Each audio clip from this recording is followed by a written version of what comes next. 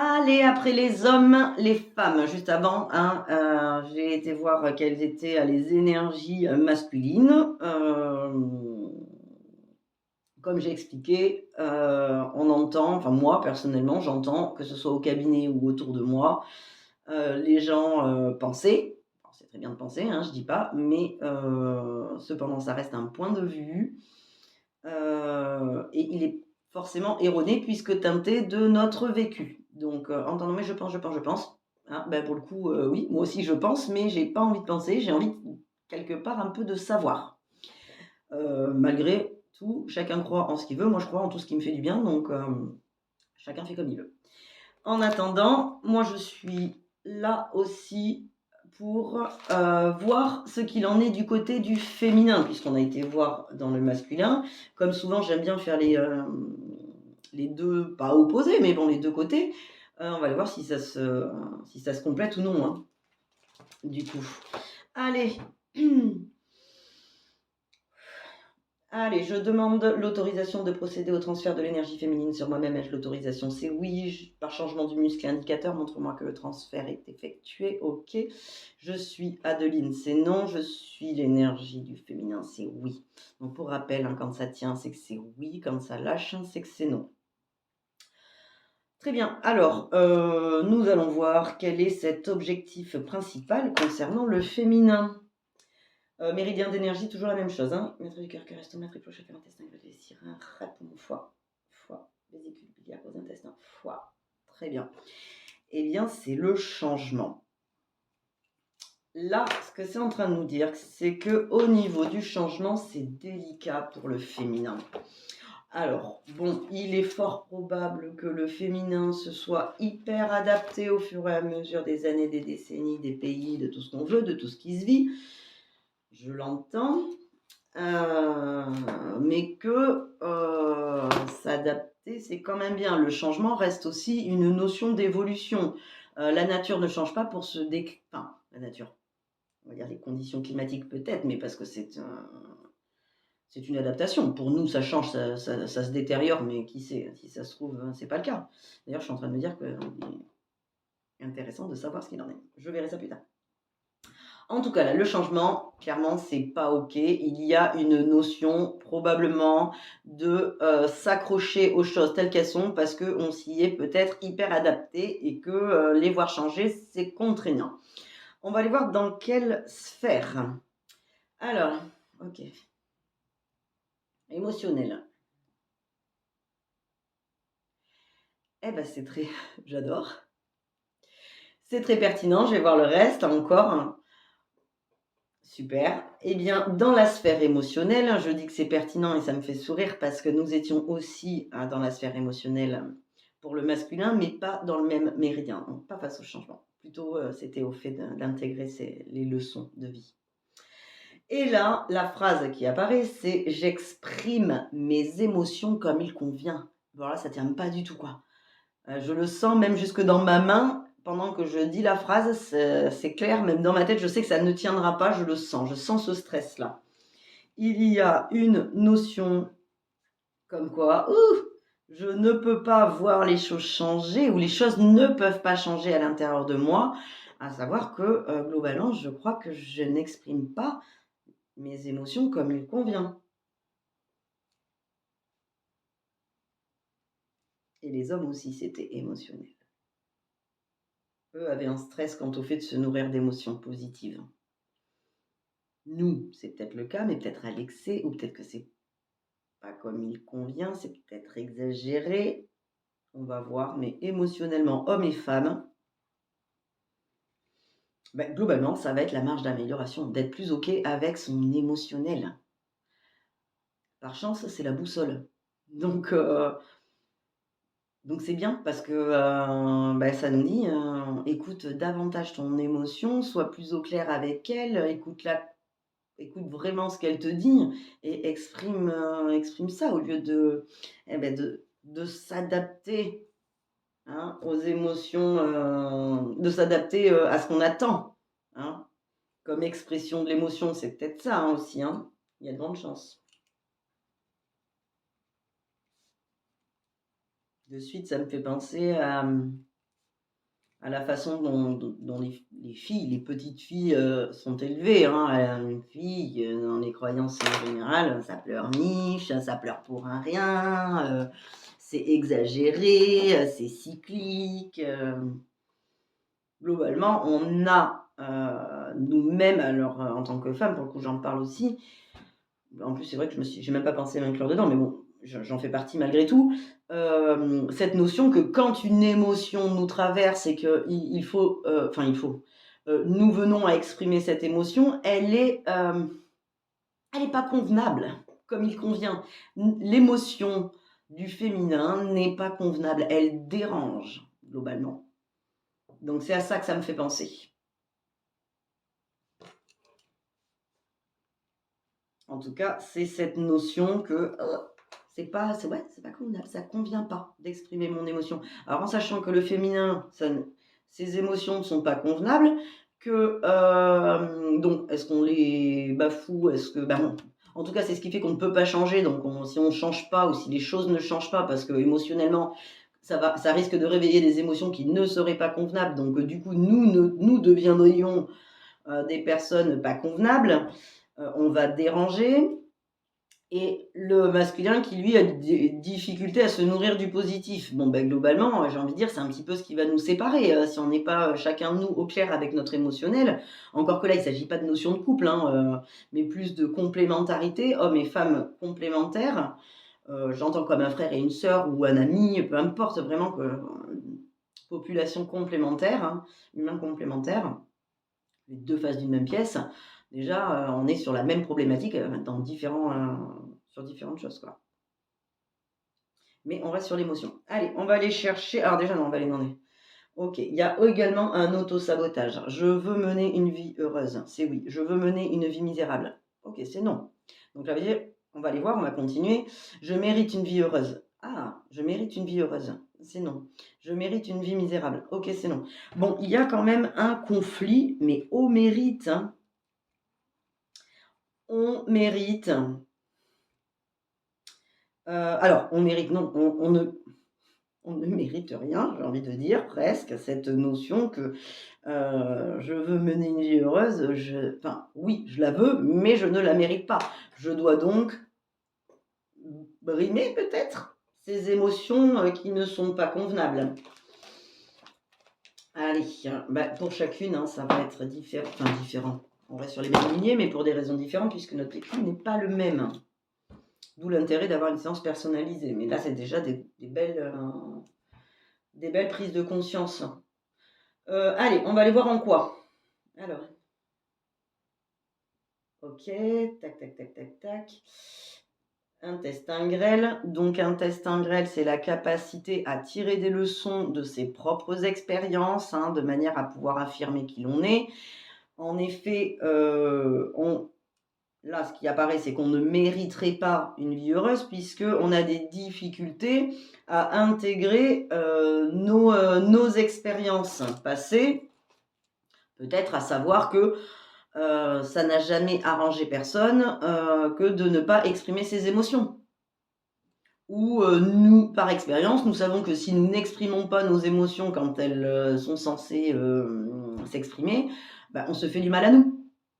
Ça peut être des choses comme ça. Intestin grêle. Ok, autorisation à avoir le point. Très bien. Eh ben, on va aller voir ça, parce que là, c'est pareil, ça nous propose quelque chose, mais bon, est-ce que c'est vraiment le cas? On ne sait pas vraiment. Allez, allons voir ça. 4, 5, 6, 7, 8, 9, 10, 11, 12, 13, 14, 15, 16, 17, 15, 16, 17. C'est marrant parce que c'est le point 17, comme l'homme. Chouette. Quelque part, on vit peut-être encore de choses plus ou moins similaires, du moins en résonance, puisque tout est lié. Allez, il y en a 5. 1, 2, 3, 4, 5. 1, 2, 3, 4. 4, 5, 4. Alors, la phrase qui apparaît. Je suis sous l'autorité et les cris paternels.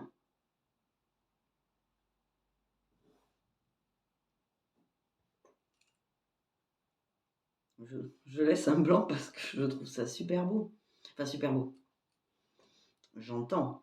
C'est-à-dire que globalement, on voit ce qui a l'air d'apparaître. C'est que pour papa, pour pas déranger et faire crier papa, c'est parce qu'a priori, ça a l'air d'être papa qui s'impatiente, d'accord? L'autorité et les cris paternels sont venus affecter, d'accord, la notion de mériter une vie heureuse. Je mérite une vie heureuse, non, parce que comme je suis sous l'autorité et les cris paternels, je ne peux pas exprimer mes émotions comme il convient. C'est un fait qui vient, qui apparaît, quoi. Qui apparaît tout simplement. Ok, allez, on note. Je suis sous l'autorité.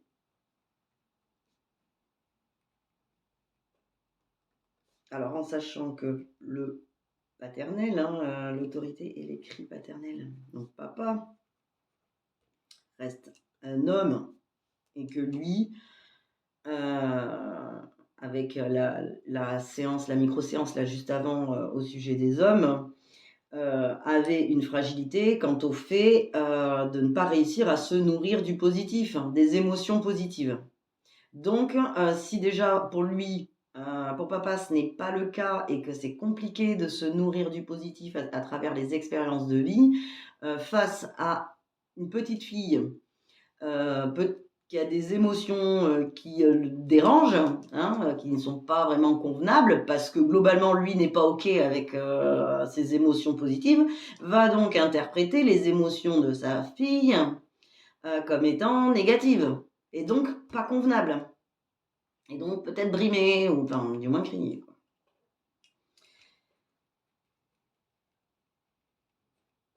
Ok. Très bien. Allez, on va aller chercher quel est ce sentiment, du coup. À nous, oui. Sentiment qui viendrait tout, enfin, pas tout expliquer, mais du moins qui est le sentiment prioritaire face à ça. Allez, conscience. Corps aussi. Ok, j'ai le choix. Non. Bon, c'est la même chose. La même chose que les hommes. J'ai le choix, c'est pas ok. On est dans le non-choix. Nous-mêmes, en tant que femmes, pardon, nous n'avons pas le choix. Nous n'avons pas le choix. Nous ne devons pas exprimer nos émotions parce qu'elles sont elles ne conviennent pas. Très bien. Allez, quel serait donc du coup l'interlocuteur au fond de nous prioritaire pour venir... oui, quelle serait la prise de conscience finalement, parce qu'il faudrait comprendre à ça, la correction prioritaire. Ok.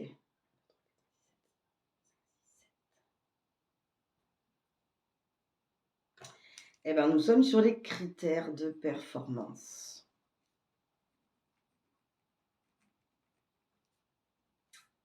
Comme la micro-séance que j'ai faite sur les relations toxiques, c'était ça qui venait nous affecter, c'était les critères que nous subissions, les critères de réussite et de performance. Du coup, je trouve ça vraiment intéressant parce que si en tant que femme on est là-dedans, ça pourrait vouloir nous dire que globalement les relations toxiques sont vécues essentiellement par des femmes. Possible. On n'est pas en train de dire des vérités vraies, chacun prend ce qui résonne. Malgré tout, c'est un petit peu ce que j'ai rapidement interprété. En tout cas, c'est marrant cette résonance, quoi. Allez, on va aller voir par rapport à qui établit. Ok. Ok. Critères établis pour les autres. C'est exactement le stress. Il est là. Ok. Bah oui, de toute façon, en même temps, j'adore. ces critères sont établis, alors pas par les autres, hein, pour les autres. Parce que par les autres par rapport à moi, c'est même pas le cas. C'est nous-mêmes. Alors, c'est la petite différence, hein, avec la relation toxique. Ici, il apparaît que nous avons mis nous-mêmes ces critères de performance, donc de ne pas exprimer nos émotions parce que a priori, elles ne conviennent pas, d'accord? Elles dérangeraient, hein, du coup, donc il ne faut surtout pas changer cela. Bah, nous avons établi ces critères-là pour ne pas justement déranger les autres. Notamment, j'ai envie de dire, l'autorité et les cris paternels. C'est ce qui pourrait en découler. Venir libérer ces critères que nous avons mis pour les autres et même pas pour soi-même. Je n'exprime pas mes émotions comme il convient, d'accord? Parce que je ne voudrais surtout pas déranger les autres ou provoquer les cris ou l'autorité. Ça voudrait dire que peut-être que les autres sont au-dessus de moi. Si moi, émotionnellement, je commence à exprimer mes émotions, ça veut dire que ça me rappelle quand j'étais petite et qu'il y avait une autorité au-dessus de moi qui me criait dessus. Je suis donc presque inférieure si j'exprime mon émotionnel. Critère que j'aurais moi-même mis en place pour les autres. Bon,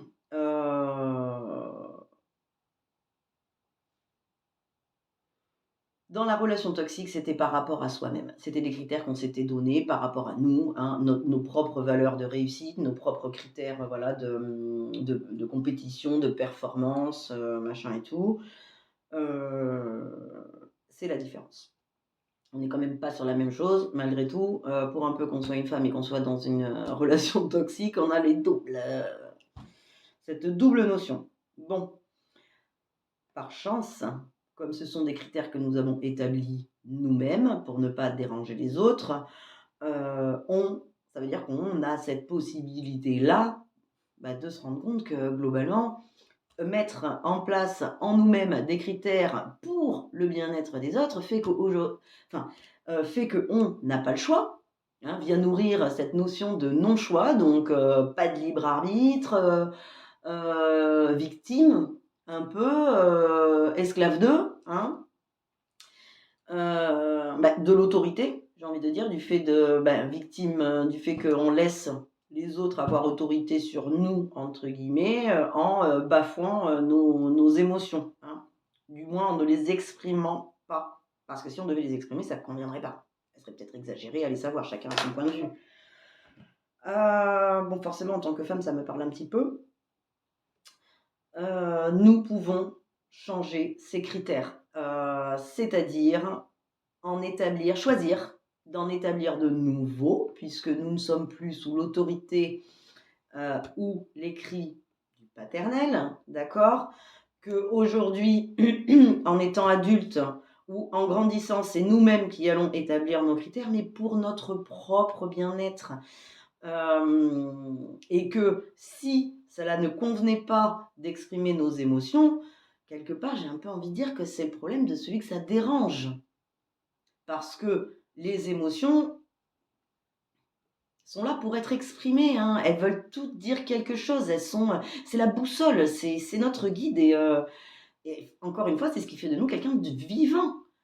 Si on n'a pas d'émotions, on est un robot, quoi. Donc les garder à l'intérieur de nous, ne pas les exprimer parce que c'est pas convenable et au point de nous rendre malades, parce que bon, faut pas croire, hein, comme on dit, tout ce qui ne s'exprime pas s'imprime. Donc tout ce qui va être mal-être, hein, alors physique, émotionnel ou mental, hein, peu importe, hein, ça peut être de la dépression, du burn-out, un malaise physique, hein, une maladie, tout ça, ça nous parle. Et en réalité, on fait ça pour nous, quoi. C'est-à-dire que le critère de performance, moi en tant que femme, ce que je pourrais dire, c'est que je souhaite mettre en place un nouveau critère, à savoir, j'exprime mes émotions comme il convient, c'est-à-dire je suis OK dans le fait que ce ne soit pas démesuré. Je n'exprime que ce que je ressens et non pas, teinté, de ce que je pense ou ce que je crois penser ou j'essaie de convaincre que ou non. J'exprime mes émotions pour moi-même, pour mon propre bien-être, parce que j'ai le choix de le faire ou de ne pas le faire, mais que clairement, moi je veux avoir le choix. Je veux avoir le choix de vivre en étant qui je suis et j'ai envie de dire, les émotions, quand elles sont là hein, aussi. Hein, donc, presque désolée si ça ne convient pas, mais voilà, hein, on ne va pas s'étouffer avec. Les émotions sont par nature convenables. Tout le monde en a. Donc, notre part à nous, elle est là, finalement. Allez, est-ce qu'on est OK avec tout ça? Très bien. J'ai le choix, oui. Je mérite une vie heureuse? Oui. Très bien, c'était non. Je mérite une vie misérable? Waouh, non. Bah, tant mieux, en même temps. J'exprime mes émotions comme il convient? C'est oui. Très, très bien. Donc, bah, voilà. Voilà un petit tour d'horizon, sur l'homme et la femme, là, notamment la femme. Bon, bah, génial, mesdames, allons-y, apprivoisons nos émotions, reprenons le pouvoir du choix, de choisir, d'être en paix avec elles, afin d'être en paix en nous, puisqu'elles sont en nous malgré tout. Établissons, des critères surtout pour nous et notre bien-être plutôt que pour les autres et on va dire qu'on aura fait notre part. Donc voilà, merci beaucoup, à bientôt, au revoir.